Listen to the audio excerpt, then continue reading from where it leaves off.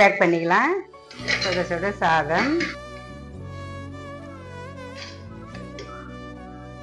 சாதத்துக்கு முருங்கீரை சாம்பார். இந்த முருங்கீரை சாம்பார்ன்றதால கொஞ்சமாக நெய் ஊற்றிக்கலாம், நல்லாயிருக்கும் டேஸ்ட்டு. அதுக்கப்புறம் தொட்டுக்கிறது கேரட் பீன்ஸ் பொரியல். அதுக்கப்புறம் தாளிச்ச மோர் கொஞ்சம் ஊற்றிக்கலாம். காலைல பிரேக்ஃபாஸ்ட்டுக்கு இட்லி.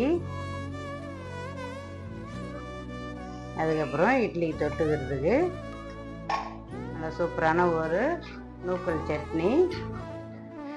நூக்கல் சட்னி நல்லா டேஸ்ட்டாக இருக்குதுங்க, நல்லா சூப்பராக இருக்குது. அதுக்கப்புறம் லெமன் ஜூஸ் ஊற்றிக்கலாம்.